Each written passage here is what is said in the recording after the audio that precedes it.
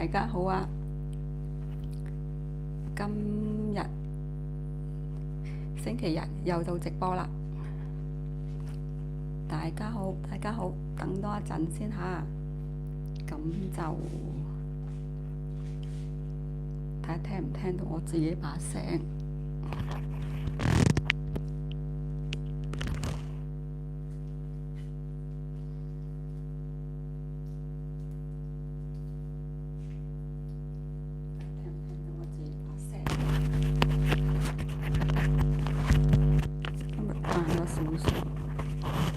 OK， 咁大家好啊！又見到我啦，我要聽聽自己把聲睇點樣。今日個地方係又唔同咗啊！幾好，幾等舒服啊！咁樣睇使唔使打燈？聽一聽把聲先。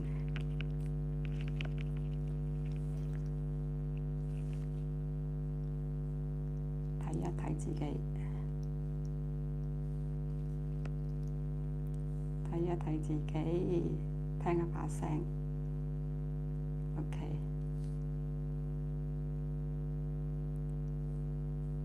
用第二部手機睇啊！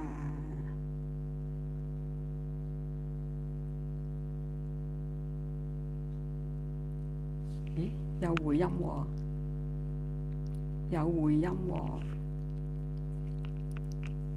睇下先，唔得，有回音。我要咁睇下先，會唔會？OK，要個咪。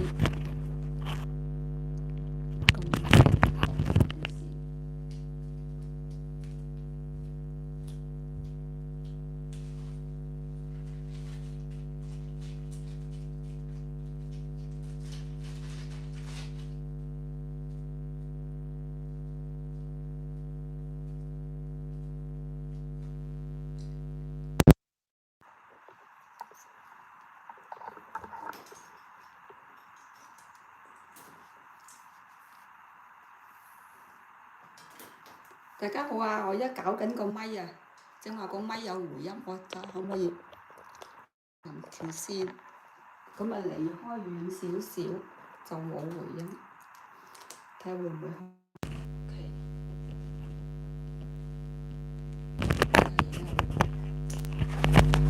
先再聽下，睇下有冇回音。有幾個朋友仔入咗嚟啦？咦，都係有回音喎，點解唔得意嘅？點解？冇回音，不過有電，係啊，電流聲咯，咪就係電流聲啦。OK， 咁我唔好叉電，我叉住電嚟講。OK。如果仲係有咧，變咗我就要唔用威啲電流聲，可能近啊！我用濕電嚟叉，睇會唔會？而家會唔會好啲？而家會唔會好啲？冇電流聲，咁我用個尿袋嚟叉電，就唔好用個濕電嚟叉。咦，係喎，冇咗電流聲喎。OK 喎，冇咗電流聲。我想睇打燈咧，我有盞燈喺度，打埋燈先。即係我用濕，因為喺呢度係我間房嘛，我用房我有濕電。咁咧就睇下，我打埋燈，打埋燈會唔會光啲塊面 ？OK。會唔會好啲？嚇！呢度係盞燈，係啊！呢個係我個房嚟㗎，睇下喺屋企做啊舒服啊，室內唔使喺出邊。睇下點樣？遲咗少少啊！正話個女打電話俾我，喺香港嗰個傾咗一陣電話，睇下光啲係咪？有盞燈喺度，係有得晾腳呢度，咁樣係咪好啲啊？OK，睇下而家個樣點樣？啊，咁樣講嘢啦，嗬嚇，污前少少啊，有個下巴喺度，唔會有雙下巴。咁我坐後少少，唔使咁近。OK，啊，好開心喎！有人留言喎，冇回音，不過電流聲。係啊 ，Apple Pie 你好啊，啊 Candy Wong 你好啊。咁我唔使咁大聲啦。OK，咁 OK 啊，唔使聽住呢度啦，唔使聽住呢度啦。食咗飯未啊？未食飯啊！而家先5點幾，慢6個鐘。香港時間11:12，呢度咧就係慢6個鐘，就係5點15分。啊 Fanny Chan 你好啊，嗨嗨，而家可以啊嚇，喺啊屋企入邊啊嚇，今日傾咩啊？個標題寫咗 How is weather there？睇下先，而家係20度，20度好好天，好好天嚇，非常之好天。不過咧就唔係30幾度。而家都係17、8度、20度咁樣嚇，咁啊等啲朋友入咗嚟啦。嗱，咁今日咧就係我呢度可以前啲啊，可以唔會入到鏡。OK， 近少少，唔會入到鏡。咁啊，好頸渴啦。嗱，呢個咧又係用飲筒飲嘅，礦泉水溝西柚汁，再溝 bitter lemon 3樣嘢。溝氣啲，用飲筒飲。大家好啊！今日係9月14號，瑞士晏晝時間，禮拜日。咁我就盡量咧星期日定時都係4點零5點鐘瑞士時間開直播，因為大家唔記得我㗎啦，係咪 ？You look like good today. Sounds low 啊？Sounds low 啊？即係點啊？我要大聲少少啊？聽聽先。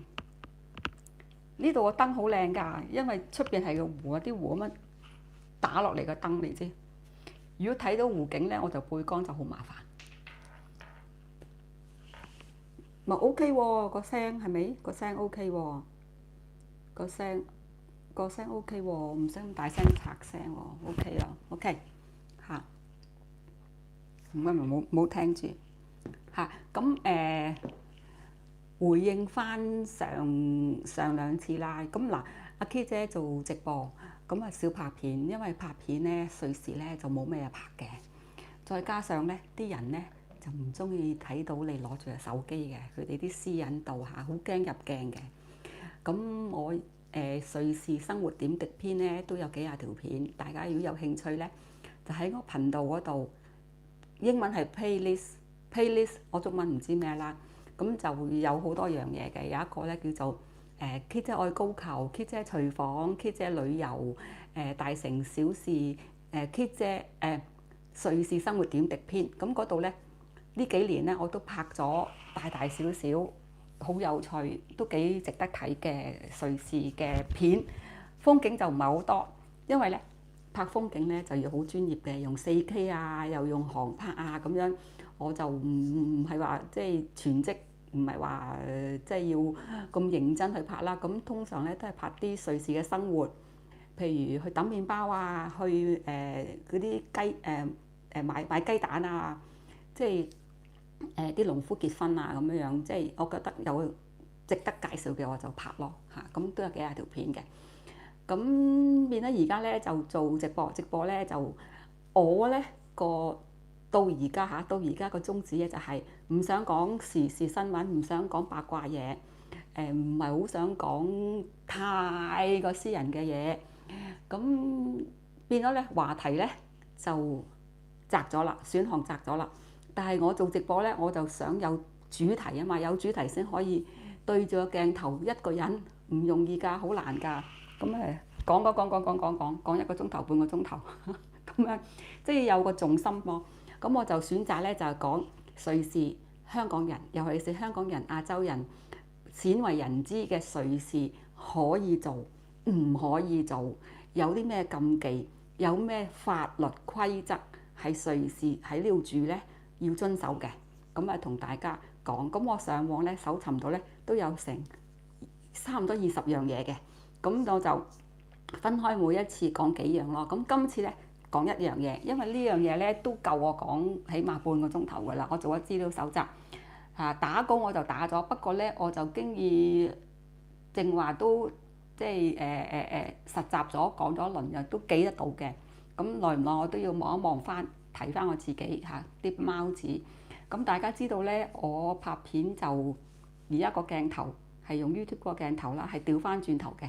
因為調翻轉頭咧，就等於人哋拍我，咁我咧就睇唔到自己嘅，咁我要用第二個手機嚟睇留言，咁變咗咧呢樣嘢好處咧就係左右唔會調轉啦。我嘅左手你哋睇到就係左手，唔會係右手。到呢樣嘢咧，我都好執着，我都唔明點解 YouTube 到而家咧都未人修正翻呢個問題。咁有陣時你哋 Facebook 睇人哋啲相自拍咧，啲嘢調轉緊後邊台嗰啲字係咪？譬如香港回歸週年調翻轉頭咧，你都唔識讀嘅，因為佢係調轉咗嘛。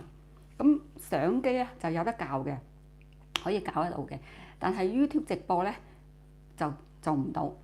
YouTube 直播咧就唔關個手機嘅設定事嘅，唔關個設定事係 YouTube 自己嘅。同埋 YouTube 直播咧，佢係用前面收咪，所以我一定要駁個咪，因為我調轉咗嘛。咁如果我唔駁咪咧，大家就聽唔到我講嘢㗎啦，因為係前邊嚟收音嘅。因為 YouTube 直播咧，你係睇留言嘛，咁你睇到個畫面，睇到畫面咪即係自拍咯，自拍即係個鏡頭係前邊咯，唔係用後邊咯。咁我再睇睇先嚇。大家睇唔睇得到？Now OK 嚇，講 cosmetic and food both OK 化妝，大家你有冇睇我以前啲片啊？我係好簡單，我係搽防曬，搽少少 mascara，少少 eyeshadow 㗎咋。我係冇化妝嘅心得㗎，我又唔做 facial，又唔做面膜，又冇買嗰啲咩護膚品化妝品，我係冇㗎，我係一個妮維雅 Nivea 搞掂㗎啦，天生啊呢啲冇搞嘢嘅。咁仲有咧，我拍嘢我冇用美顏touch wood 到而家今時今日 Kit 姐都唔需要搞咁多美顏美圖係原汁原味。咁有啲皺紋啦個眼呢度下邊，所以咧就盡量唔好咁近，唔好咁近。OK 嗱，咁講睇先，而家幾多人入咗嚟啊？而家有10個人入咗嚟，我都照講啦嚇，因為咧好夜啦香港時間。咁嗱，今日即係瑞士咧，其實大家見到咧湖光山色好靚嘅。嗱，依家開場白啦，咁嚟旅行咧就好靚嘅，樂而忘返，即係人間仙境塵世美high 啲 land 咁樣。但喺度住咧就係另外一件事。喺呢度住咧，你要融合呢度嘅生活，你要接受，仲要跟佢哋嘅文化同埋嘅規則。咁好多禁忌，好多嘢係唔可以做，多數都係唔可以做嚇。唔係好多嘢要做，係好多嘢都係唔可以做，同埋好多係規範嘅規律嘅。咁但係如果呢度住咧，你習慣咗咧就冇嘢嘅。咁我咧就其實而家做直播咧都係講呢一個圍繞住呢個話題㗎啦。咁上2次咧我就講咗自助餐嘅文化啦、着衫嘅文化啦、交朋友啦。咁2個禮拜之前咧就講唔係上個禮拜之前，上個禮拜咧就講行山唔可以唔着衫啦嚇，唔着衫行山喎，大家有冇諗到啊？係赤胸露體，淨係着對鞋去行山係禁忌啦。同埋小朋友出世改名有規則啦嚇咁樣，同埋星期日唔可以騷擾鄰居，唔可以製造噪音，包括唔可以抌垃圾，唔可以吸塵，唔可以剷草，唔可以淋花，唔可以洗車。咁今日咧就講咩咧？就係從來瑞士咧未打過仗，大家知唔知道？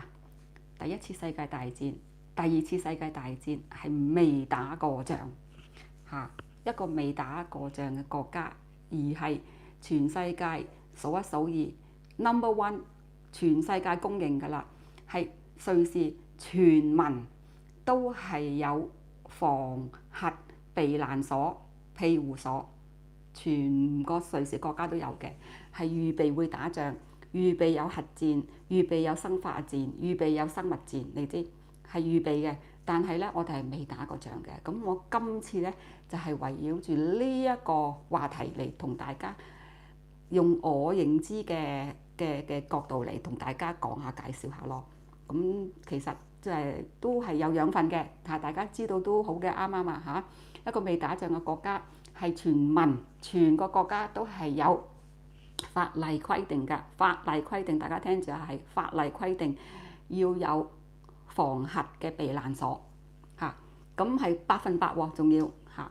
咁我住咗30年啦，香港受教育啦，喺度住咗30年啦，每年都返香港啦。咁最近呢10年咧就係冬天夏天兩邊飛啦，咁變咗其實咧瑞士同香港兩個地方啦，我係都好熟悉嘅。咁變咗我諗我係有資格有條件可以同大家講解下，咁大家希望支持我啊，俾 like 留言，分享俾朋友睇嚇，呢啲當係花邊常識又好咩都好啦，即係瑞士一個國家其實好神秘㗎嘛，咁大家通常咧都係嚟旅行嘅，或者嚟讀書讀酒店管理，咁就應該冇乜 YouTube上邊嘅資料係用廣東話嚟同大家講嘅。咁我再睇睇啲留言嚇，開場白就講完啦。時裝都可以講嘅，時裝都可以講嘅嚇，遲啲啦，我講晒呢一個話題先啦。OK， 嗱 ，Candy Wong 多謝你啊 ，Candy Wong 喺留言。嗱咁樣我而家呢度咁樣睇住張紙，大家見唔見到咧？嚇，OK， 見唔到嚇，畫面見唔到，咁我真係可以拎住張紙啦，一路講，一路拎住張紙一路講啦。OK， 嚇，咁嗱舉世聞名嚇，瑞士嗰個國策咧，個國策係一定係要民眾安全，係隨時預備打仗嘅，係呢個係基本嘅國策嚟嘅。咁所有瑞士個法例規定，所有嘅建築物咧都要預備有防核嘅避難所嘅設施，咁就俾全國居民用嘅。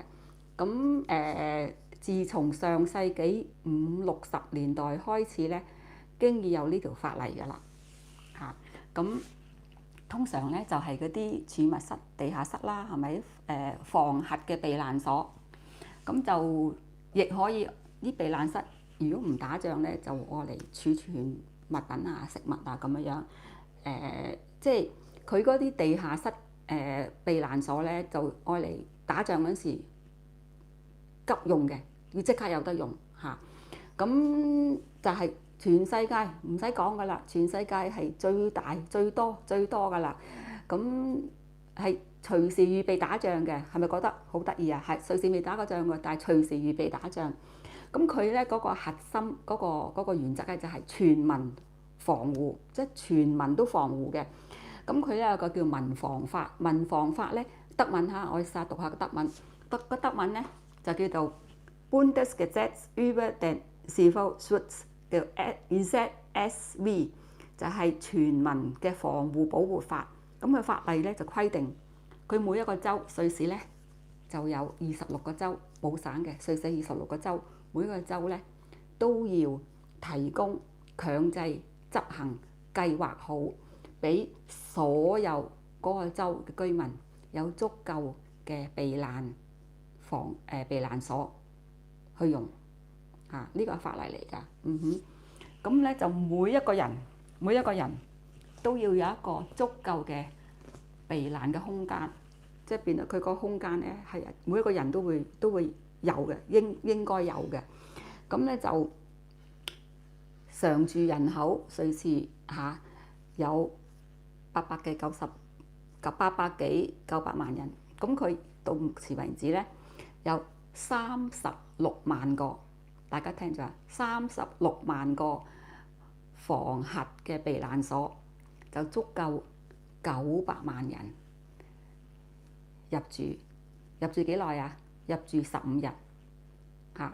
36萬嘅大大細細嘅防核避難所，俾900萬人喺入邊停留15日嘅。咁係全世界唯一一個國家係做到呢樣嘢嘅，就係瑞士啦。但係相對嚟講咧，瑞士係未打過仗，2次世界大戰都冇打到。咁佢我睇先，可唔可以擺前少少？OK。咁佢瑞士，我再睇睇啲留言先嚇。午安啊 ，Eric Liu 你好啊嚇。嗱，咁佢瑞士嗰啲防核避難所咧，我而家就講解啦。咁佢大致咧係有2種嘅，一種咧就係私人同埋啲公寓。私人公寓即係話咧嗰啲多層大廈啊，即係5、6層高啊、10幾層高啊，多層公寓啊。一種咧就係政府嘅公共嘅。咁我而家又講緊私人公寓多層大廈嗰啲避難所啊嚇，防核避難所。咁佢法律嘅要求，1960年代開始嗰啲法例咧就係規定多層大廈一定要有適當嘅足夠嘅俾嗰等樓住嘅人嘅地下室避難所。咁佢有個標準嘅喎，有聯邦標準，即係唔係求其嘅喎，係有即係佢政府聯邦標準咧。I'm doing live. I don't eat. I'm not hungry. Thank you. Yeah, thank you. 個工人話煮咗飯叫我食飯。OK， 咁佢嘅法例咧係有聯邦嘅規範規劃住嘅個避難所起樓嗰陣時咧個設計咧一定要包埋。咁係佢嘅標準啦，佢標準係包括咩咧？嗰個防護門咧要好厚啦，好厚嘅防護門就係抵抗到衝擊啊、撞啊咁樣。咁佢個牆壁咧，個埲牆咧嘅厚度咧係要用加固嘅混凝土。咁佢埲牆咧嘅厚度咧可以厚到40 cm，40 cm 咧就大約15寸啊，1尺鬆啲，1尺03寸，15寸嘅埲牆要咁厚嘅加固嘅混凝土嚟防護。咁佢又要，仲有咧就係有一個空氣嘅過濾系統，空氣嘅過濾系統咧，機動又好，手動又好，總之要手動控制嘅過濾系統，就防止嗰啲放射性嗰啲塵埃啊、生物啊、化學嗰啲分子滲入呢個避難所。咁就仲要咧就空氣過濾，同時亦都要提供新鮮嘅空氣。咁仲要密封嘅喎，密封嘅門啊、窗啊，全部都有密封設計嘅嚇，防止污物侵入嘅。咁佢而家每一棟樓都要有嘅，多數喺地牢嚇。咁佢平時用途咁點啊？平時用途而家冇打仗啊嘛，咁而家冇打仗，平時用途咧就做儲物室啦。所以呢度咧每家每戶咧個地牢嗰度地下咧都有個儲物室嘅。咁佢儲物室咧就可以擺嗰啲行李篋啊，擺書本啊，擺雜物啊。好多時咧就擺紅酒嚇，擺紅酒酒窖嚟知，因為佢地牢咧下邊係乾爽噶嘛。咁但係仲有一樣嘢，而家唔打仗和平，你將個避難所做咗儲物室，咁打仗咁點啊？係咪打仗話打㗎啦嘛？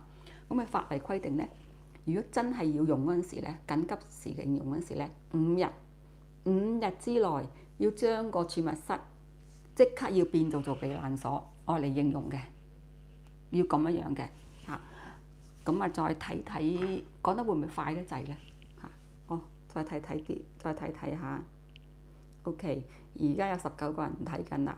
咁今日咧個話題就係講緊瑞士冇打仗，但係咧全個瑞士都係有防核戰嘅避難所、庇護所、避難所嚇，即係可能叫防空洞啦咁樣樣，又唔係防空洞，喺居民入邊㗎，喺民居入邊㗎。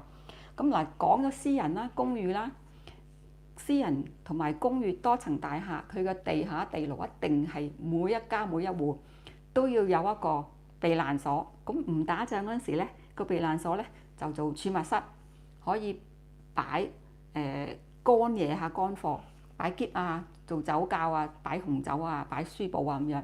但係如果真係要打仗要徵用嗰陣時咧，5日之內就要將個儲物室改為做避難所。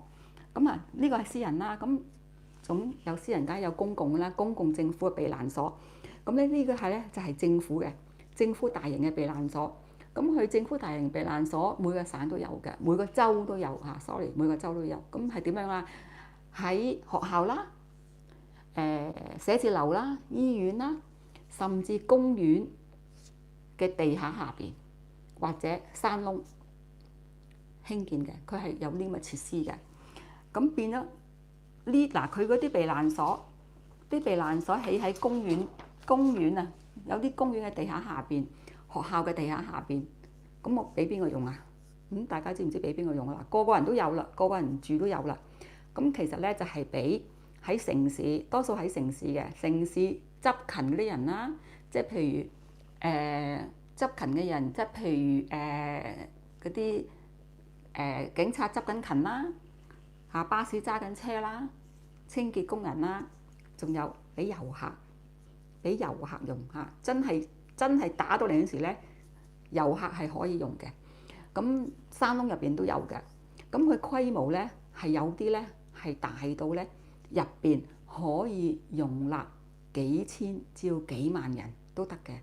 咁入邊可以容納幾千至幾萬人，呢大型嘅防核避難所咧，入邊咧就有醫療設施啦，有基本嘅生活用品啦，有控制中心啦，有指揮中心啦，入邊又有糧食同埋飲水嚇。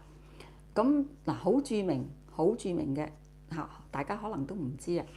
瑞士有一條全世界最長嘅通貫北南，由瑞士北部去到南部意大利，貫穿阿爾卑斯山脈有一條隧道叫做 Gotthard Basis Tunnel。咁佢呢條 tunnel 係全長57公里，就係貫穿咗瑞士上邊同下邊嚇，去意大利南部一定要行呢條 tunnel 噶啦，係全世界最長嘅鐵路同埋行車隧道雙管，用咗17年時間起，2016年開通。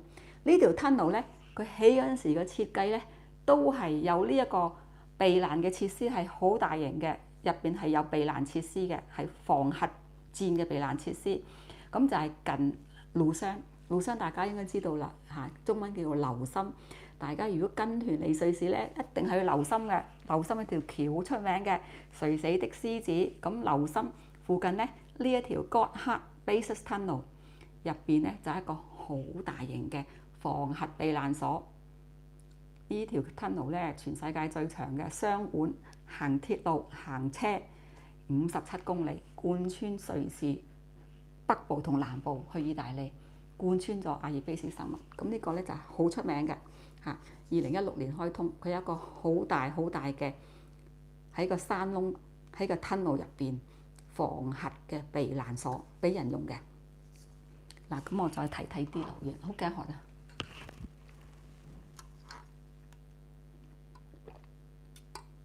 我用飲筒飲嘢啊，喺屋企。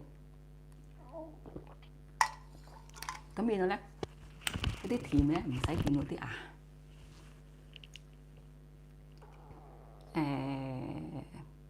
OK， 嗱，咁我睇睇自己，睇下先。OK， 我個望我要望下望落啲，望呢度。OK， 嗱，咁而家講咗私人啦，同埋公寓多層大廈嘅避難所啦，同埋政府嘅大型避難所啦。咁嗰啲避難所，即係其實打仗嘅避難所係防核，通常係防核戰嘅。嘅避難所，咁佢入邊應該有啲咩咧？嗱，講咗佢嗰個設備嗰個規劃，嗰啲通風系統啊，嗰啲門啊，啲窗啊，要幾厚啊？咁佢入邊有啲咩咧？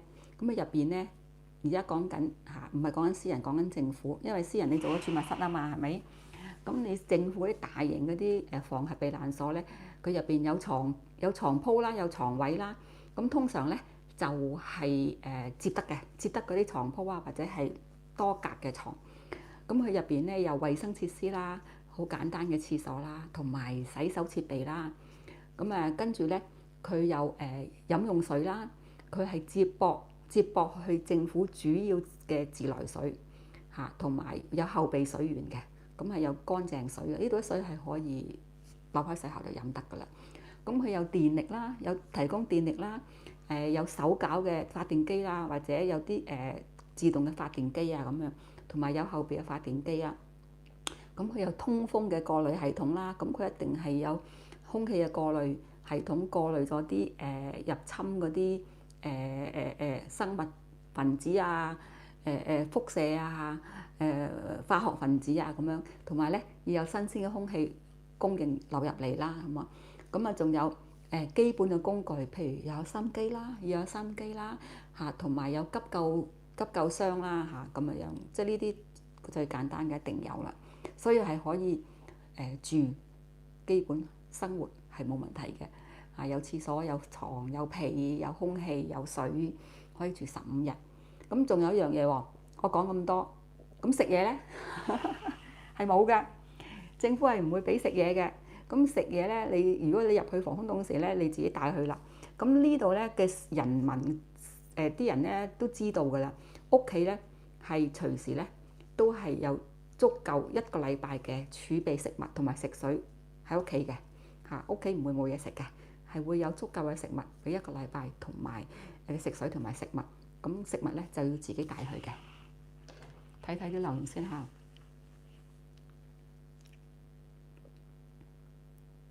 OK， 啊睇自己，睇自己。OK，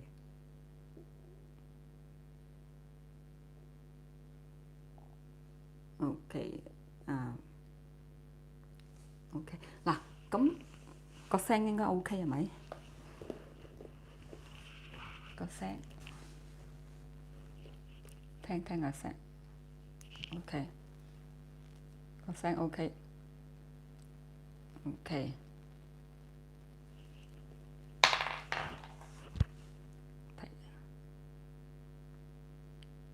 我睇留言 ，OK， 咁咧。嗱，講咗入邊嗰啲防空洞嘅設施啦，咁但係而家瑞士冇打仗㗎嘛，冇打過仗，咁將來咁點咧？咁樣咁其實咧，佢而家個規法嗰個規例嗰個法規咧，嗰個法例咧都微調咗嘅。咁佢1990年之後起嘅樓咧，經已冇以前咁嚴格㗎啦。雖然都係要有避難所俾打仗用嘅，但係佢係放鬆咗少少，冇咁嚴格嘅嚇。咁因為而家個形態意識改變咗啦嘛，係咪個冷戰都結束咗？咁但係咧嗰個避難所嘅要求咧，仍然係實行冇變到，全個瑞士都有嘅，係冇變到呢樣嘢。咁個原則唔變咯。咁嗱，佢嘅公共認知啦。咁新一代咧，年輕嗰啲瑞士人咧，都冇個打過仗，都唔知乜嘢。但係佢哋知道嘅，佢哋知道咧有呢樣嘢存在。佢哋知道咧屋企個儲物室地牢係愛嚟避難用嘅。如果真係要打仗嗰陣時，即係冇人講，冇人提。但係呢度嗰啲後生年青一代咧，知道呢樣嘢，全個瑞士個個都知㗎啦。後生嗰啲都會知，但係咧就冇即係唔會話知道以前咁嚴咯，即係總之係有呢樣嘢存在嚇，一路都係咁樣嘅。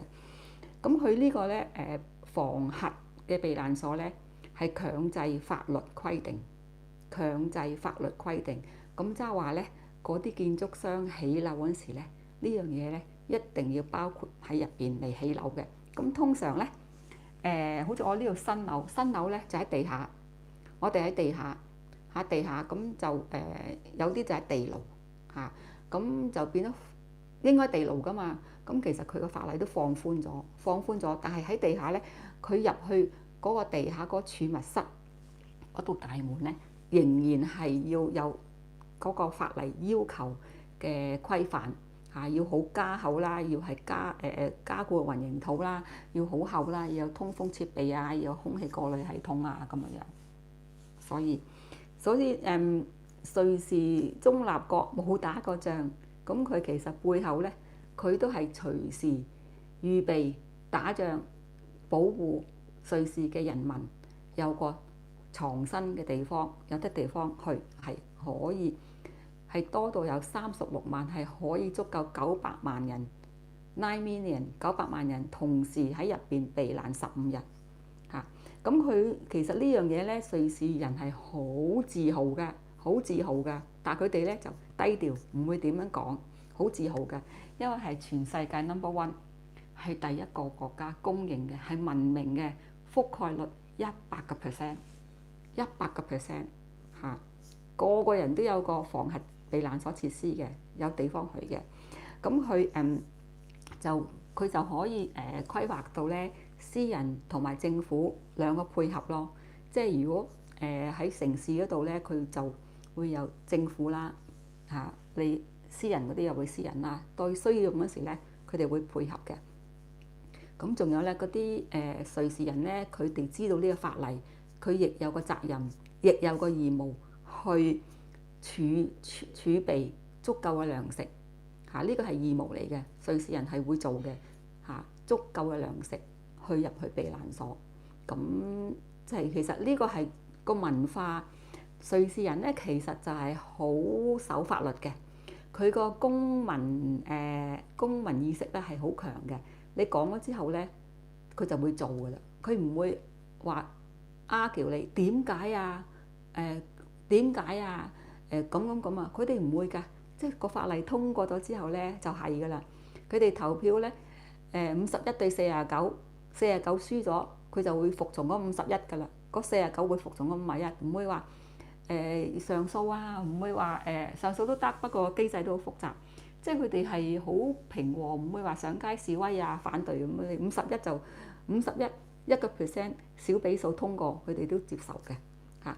咁其實瑞士係一個好和平嘅國家，但係同其時咧，佢哋亦都係隨時準備打仗嘅時候，嗰啲人有邊度可以去？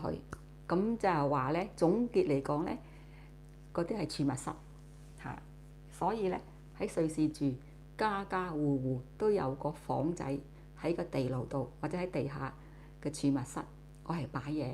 通常啲人咧就擺酒，擺佢嘅舊嘅唔用嘅書，擺旅行篋咁樣嘅，就唔會堆到密麻麻嘅，唔會話凍到上天嘅。你知嚇，擺得好整齊嘅，好似鋪頭咁樣嘅。因為咧隨時用嗰時咧，5日之內咧，佢哋就要清走啲嘢入去住。咁就係全民覆蓋率100%，隨時準備有核爆、有核戰、有地方去匿埋咁啦。咁而家睇先，都好詳細，我做咗好多資料搜集啊。